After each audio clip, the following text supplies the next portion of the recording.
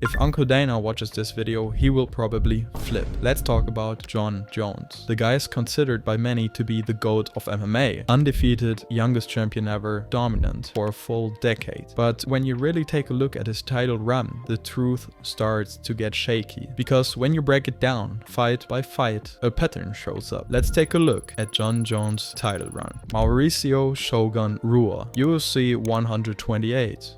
This was Jon's first title fight. He was just 23. A wild, unpredictable spinning elbow machine. And Shogun, well, he was a legend, but also coming off multiple knee surgeries and wars in Pride. By the time they fought, Shogun had already peaked. This wasn't 2005 Pride Shogun. This was 2011 Shogun, who had gassed out against Mark Coleman and got knocked out by Forrest Griffin. Battle-worn vet. Rampage Jackson, UFC 135.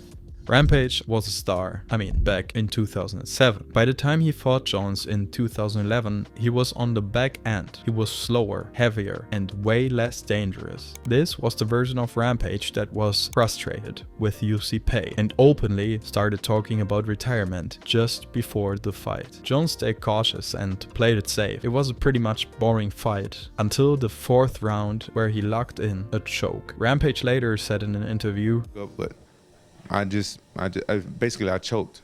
I didn't do what I was supposed to.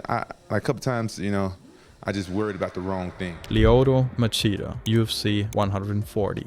Now, Machida actually gave Jon Jones problems for about a round. Machida is a natural-born middleweight. He fought most of his prime at 185 pounds. And even when he won the lightweight belts, it was controversial to say the least. Jones had nearly 7 inches of reach and a huge size advantage. And still, Machida gave him trouble in round 1. The size mismatch was real. Machida later moved on down to middleweight, where he actually belonged. Jones ended it in round 2 with a brutal standing guillotine. Rashad Evans, UFC 145.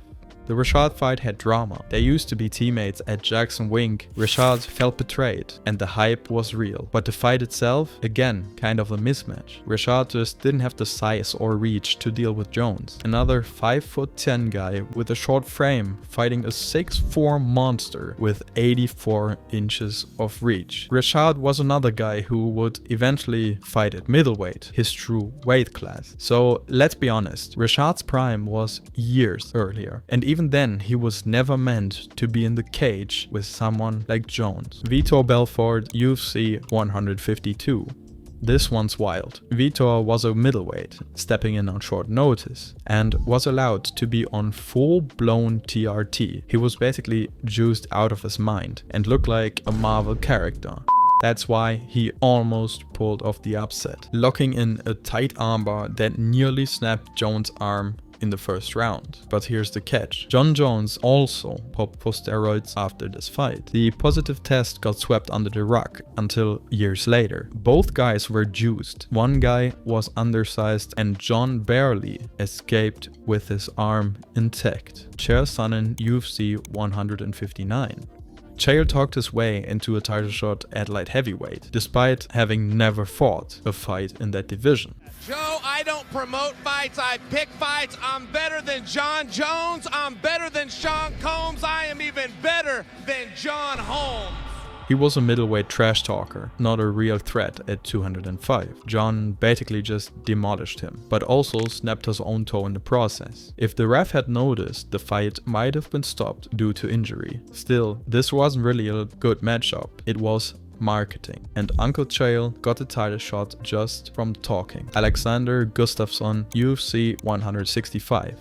Now, this is the one you've been waiting for. Finally, a real fight. Gustafsson was big, long, and didn't back down. He stuffed takedowns, busted up Jon, and arguably won the first 3 rounds. Jon pulled out the decision with a late rally, but many fans had Alexander winning. This wasn't the first time we saw Jones truly tested, and in my opinion, beaten. But just remember, when he fights someone his size, things start to get real. Teixeira, UFC 172. Glover would go on to become champ years later, but in 2014 he was already 34 and had never fought top-tier competition. Glover would go on to lose 5 of his next 10 fights. This was just a stay busy defense. Solid win from Jon Jones, but again, not prime against prime. But for the sake of being somewhat neutral, we will give Johnny Bones this win. All day to the boot game. Thank you guys so much for this work.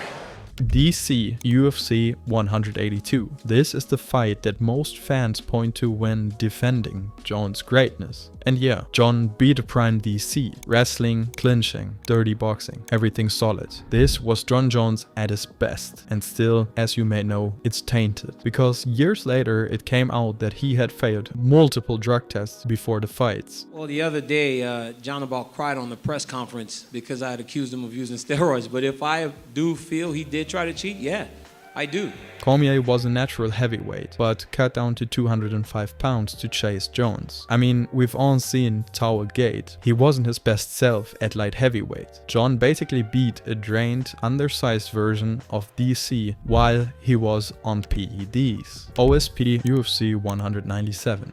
Jones was supposed to rematch DC here, but Cormier pulled out. OSP stepped in on short notice. OSP wasn't even a title contender at the time. He was just a filler, won a couple of fights here and there. He was never considered to be a real contender in the first place. Daniel Cormier 2, UFC 214.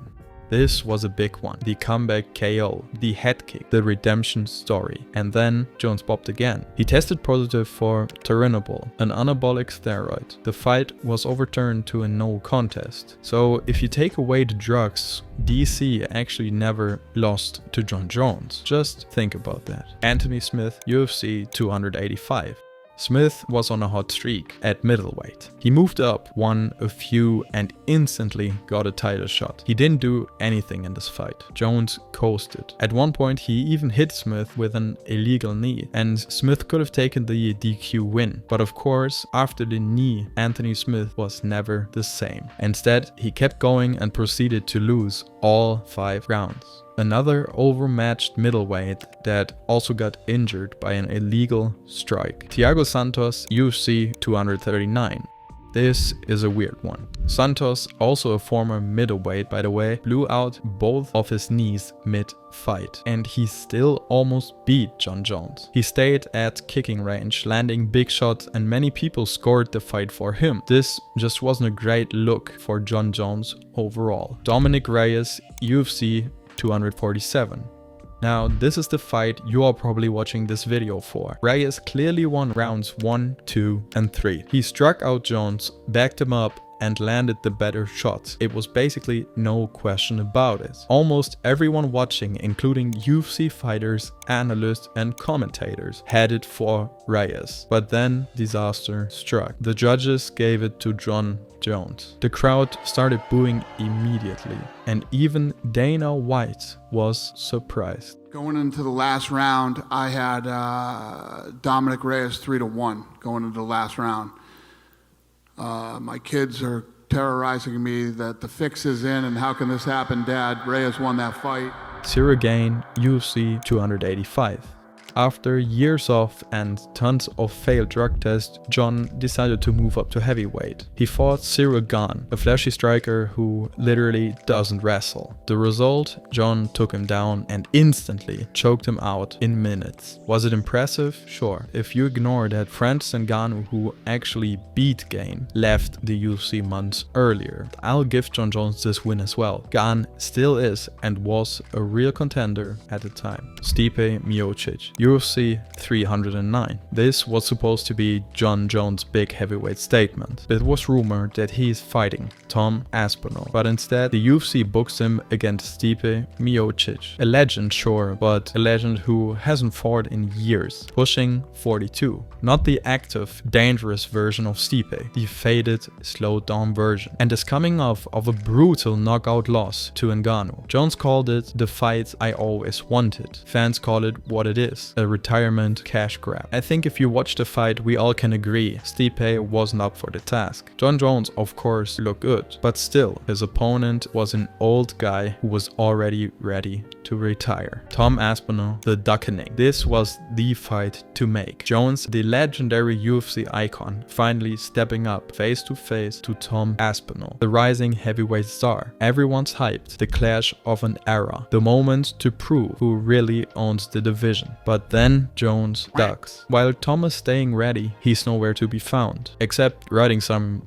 motorcycle in Thailand and enjoying his life. But hey, there's still hope we could get this fight at the White House card. So, what do you think? Is Jon Jones' title run really GOAT worthy? In my opinion, not really. I know all of you John Glazers out there might be coming for me now, but well, what can you do? For me at least, the GOAT remains to be the fighter with the best title run of all times and 11 consecutive title defenses. Mighty the GOAT Mouse.